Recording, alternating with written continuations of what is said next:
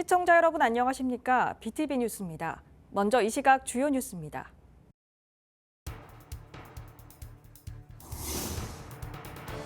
올해부터 속속 입주가 시작되는 에코델타시티의 전반적인 진행 상황을 연속 보도합니다.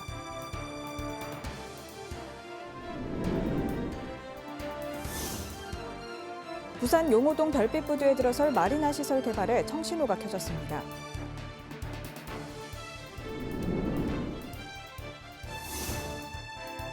지난해 부산에서 발생한 해양 오염 사고가 46건으로 전년도와 비교해 6건 늘어난 것으로 나타났습니다. 사고 선박 대부분 노후화로 인한 관리 부주의 등으로 발생해 주의가 요구됩니다.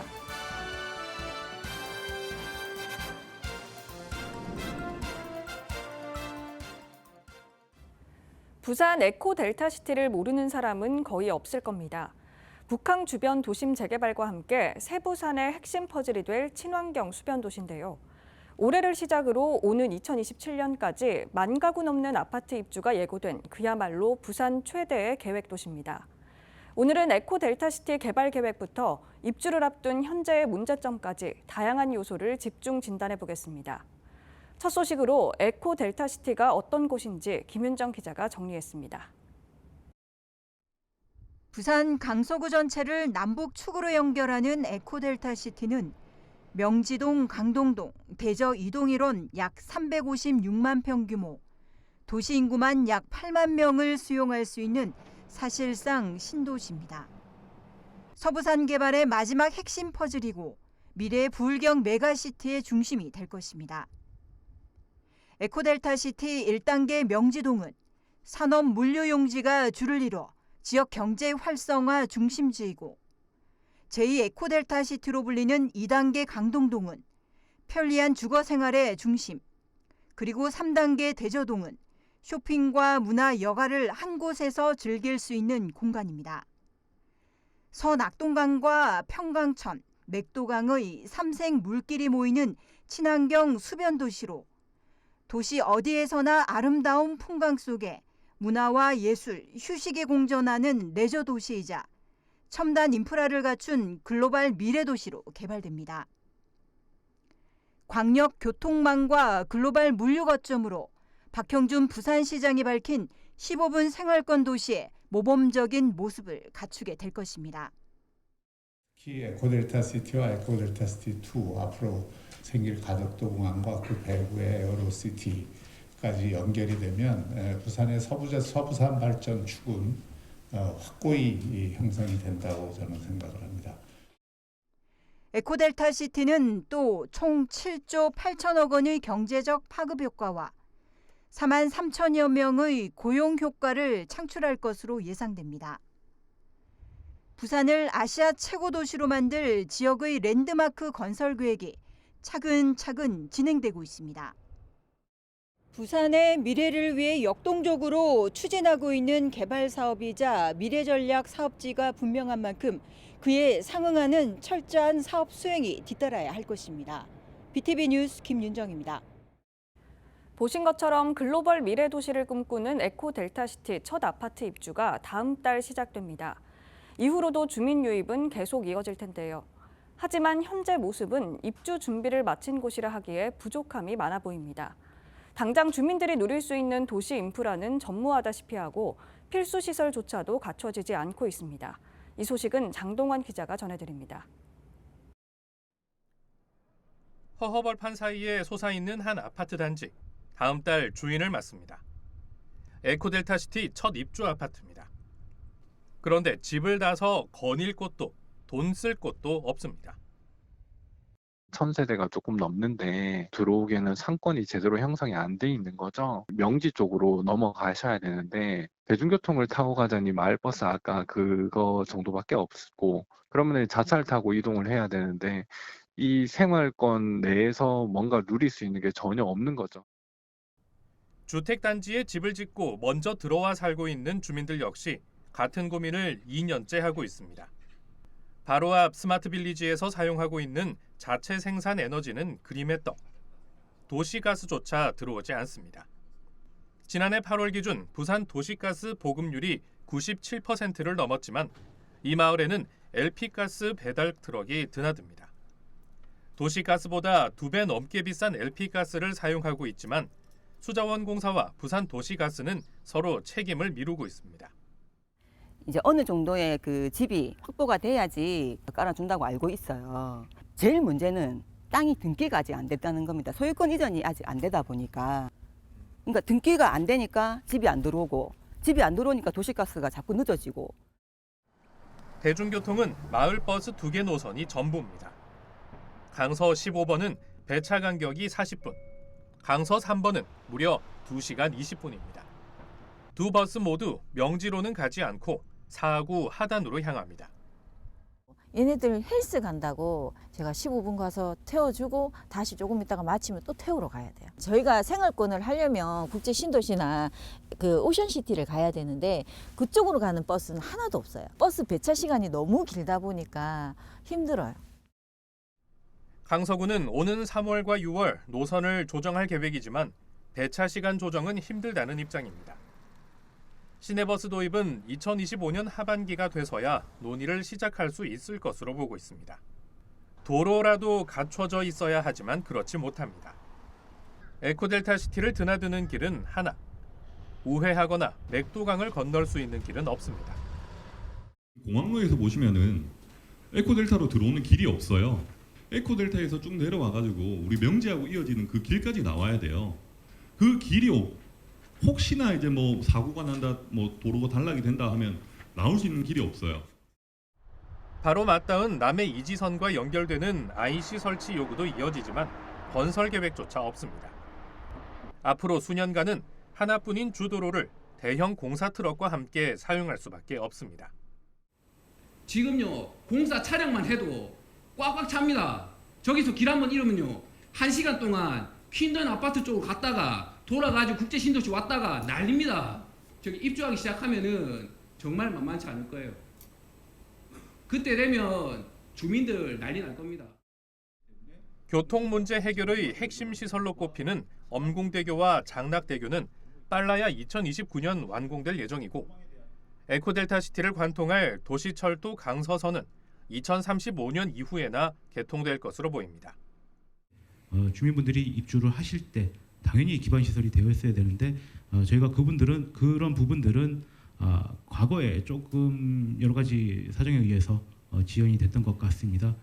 다만 이제 앞으로는 더 이상 지체되는 상황이 없도록 초대형 신도시에서 부산 발전상을 가장 먼저, 가장 가까이에서 보게 될 초기 입주민들. 하지만 이들이 감당해야 할 불편은 너무나도 많아 보입니다. BTV 뉴스 장동원입니다. 문제는 또 있습니다. 새로 지은 내 집에 이사 간다는 기쁨도 잠시, 어린 자녀를 둔 부모들은 멀리 떨어진 학교로 아이들을 통학시켜야 한다는 사실에 걱정이 크다고 하는데요. 에코델타시티 입주를 앞둔 학부모들은 왜 이런 걱정을 하고 있을까요? 김석진 기자가 그 이유를 취재했습니다.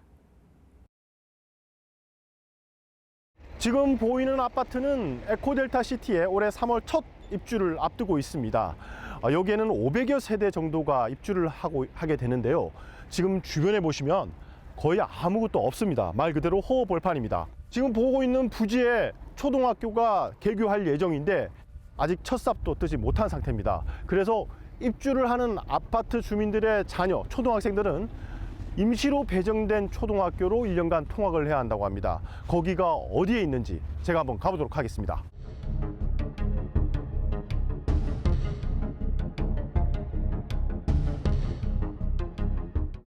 네, 지금 제가 초등학교에 도착했는데요. 거리로만 4.5km, 그리고 시간으로는 한 10여 분 정도가 걸렸습니다. 교육청의 문의한 결과 해당 아파트 옆은 가칭 에코 6초등학교 부지로 확인됐습니다. 그런데 건립은 2029년 이후로 계획돼 있습니다. 내년 3월 개교하는 에코 5초등학교는 이보다 멀리 떨어져 있습니다.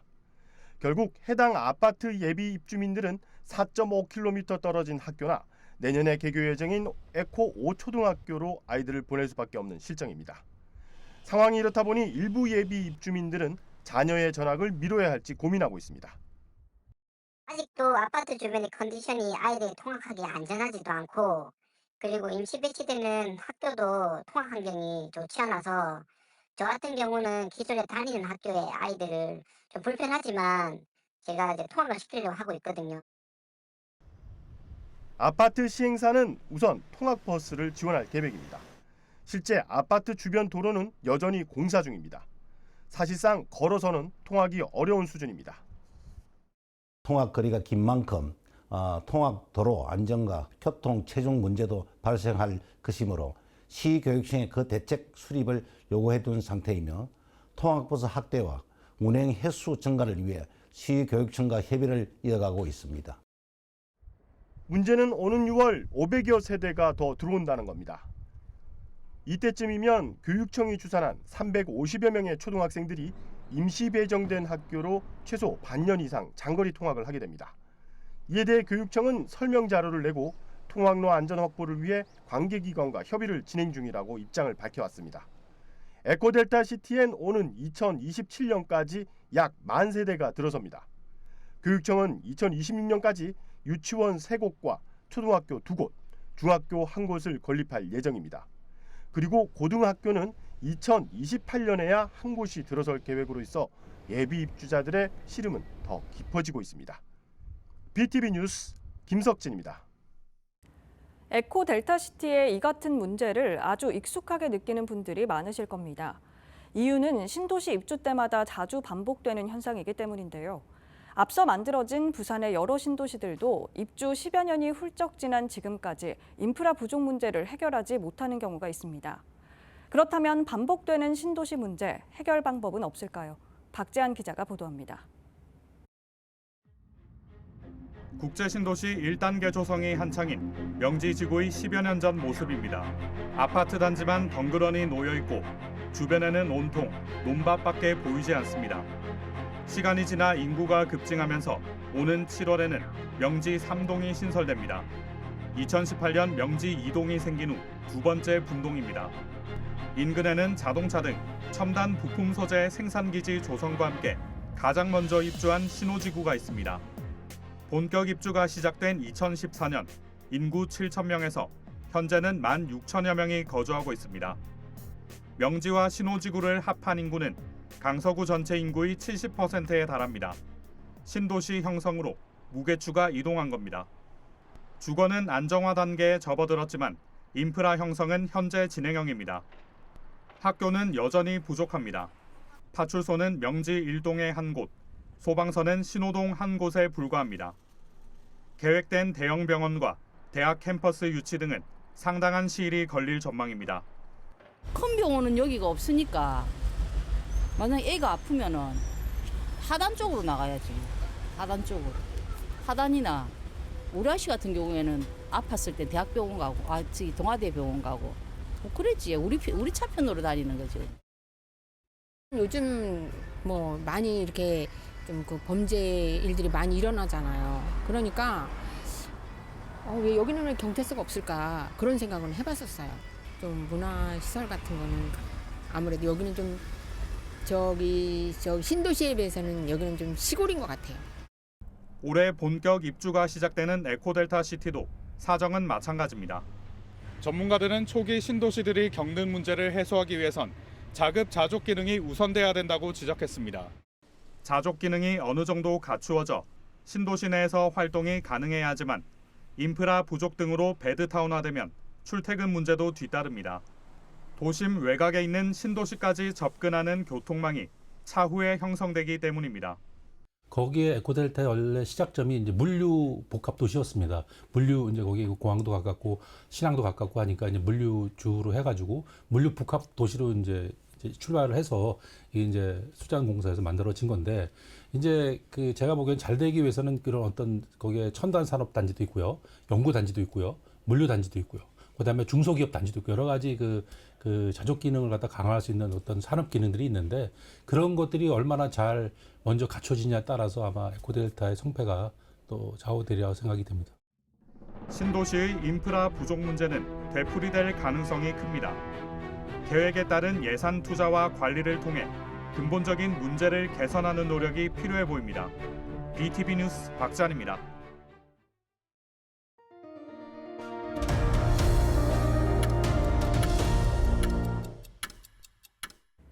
발달 장애인을 낳은 게 죄라는 발언으로 논란이 됐던 오태원 북구청장에 대해 국민의힘이 당원권 정지 6개월의 중징계를 내렸습니다.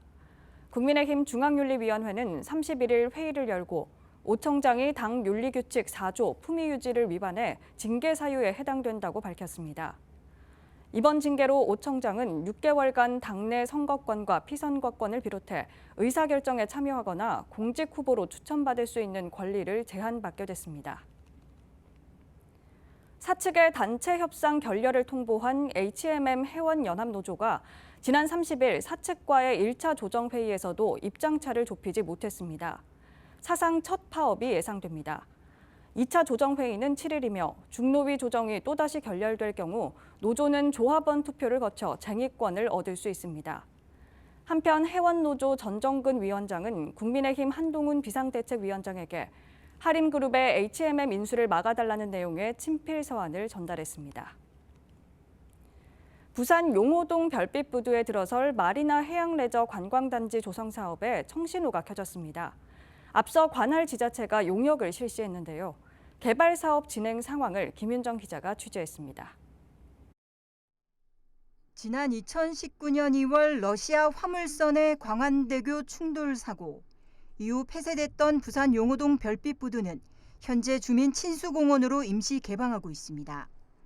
남구가 용호만 부두를 포함한 용호만 1호내 마리나 해양레저 관광단지를 만들 계획입니다.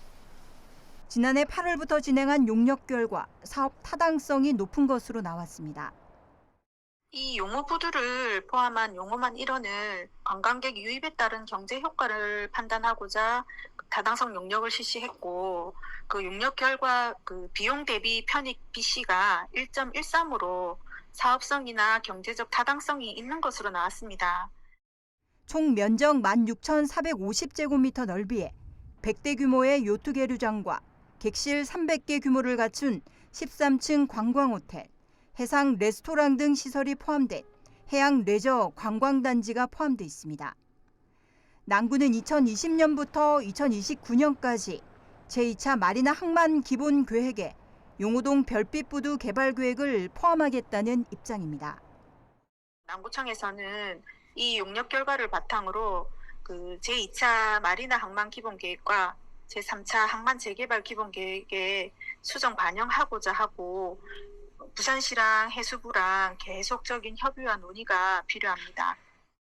한편 용호동 별빛부두 개발 청사진과 별개로 부산시와 남구는 5, 6도를 제외한 2기대 1원의 아트센터와 갤러리 등 문화예술공원으로 조성을 위한 용역도 함께 진행하고 있습니다.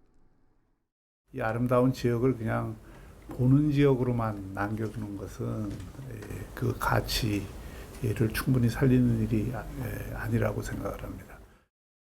용호동 별빛부두 마리나 조성 사업부터 2기대 1원 문화예술공원까지 용호동 일대를 둘러싼 개발 사업에 관심이 집중되고 있습니다. BTV 뉴스 김윤정입니다. 지난해 부산에서 발생한 해양 오염 사고가 46건으로 전년도와 비교해 6건 늘어난 것으로 나타났는데요. 사고 선박 대부분 노후화로 인한 관리 부주의 등으로 발생해 주의가 요구됩니다. 박철우 기자입니다. 시커먼 기름이 바다에 떠다닙니다. 지난 11일 영도구의 한 물량장에 정박해 있던 20톤급 선박이 물에 잠겼습니다. 해경은 침수선 주변에 오일 펜스를 설치해 방제 작업을 벌였습니다. 선박은 사고가 난 지 이틀 만에 인양됐습니다. 선체 아래 구멍이 나 있습니다. 지난 22일 북항 7부두에서 17,000톤급 화물선에서 구멍이 나 기름이 바다로 유출됐습니다. 유출된 기름의 양은 약 2.5kl입니다. 지난해 부산에서 발생한 해양 오염 사고는 모두 46건, 직전 연도와 비교해 6건이 늘어났습니다. 유출량도 14kl로 4배 이상 늘어났습니다. 사고 원인으로 조작 미숙 등 과실로 인한 부주의가 가장 많았고 선박 노후화로 인한 파손이 뒤를 이었습니다. 해경은 또 부산 항내 기름 유출 위험이 높은 장기 계류 선박으로 인한 해양 오염 사고 발생을 방지하기 위해 예방 관리를 강화하기로 했습니다. 부산에는 한 150여 척 있습니다. 장기 계급 선박에 대한 그 목록을 갖다가 싹 배포를 해갖고서 함정에서도 막 출동 나갔을 때 주의 깊게 보고 있습니다. 한편 과실로 바다의 기름을 유출한 경우 해양환경관리법에 따라 최고 3년 이하의 징역 또는 3천만 원 이하의 벌금에 처해질 수 있습니다. BTV 뉴스 박철우입니다. 부산시 교육청은 공립수석교사 16명, 초중등학교와 특수학교 교사 3,305명 등 모두 3,321명의 교사에 대한 3월 1일자 정기 인사를 단행했습니다. 시 교육청은 지역 간 교육 격차 해소를 위한 초빙교사 제도 개선, 다자녀 교사 가산점 확대 등 교사들의 의견을 반영했다고 밝혔습니다. 한편 유치원 교사 인사는 오는 15일 발표될 예정입니다. 국토부와 한국교통안전공단이 실시한 교통문화지수 평가에서 북구가 A등급을 받아 전국 3위, 부산 1위를 기록했습니다. 이번 평가에서 북구는 위험도로 구조 개선 사업과 어린이 보호구역, 교통체계 개선 사업을 강화한 점 등이 높은 점수를 받았습니다. 북구는 올해 교통안전 향상을 위해 교통사고 잦은 곳 개선과 회전교차로, 횡단보도 집중 조명 시설 등을 확충해 나간다는 계획입니다.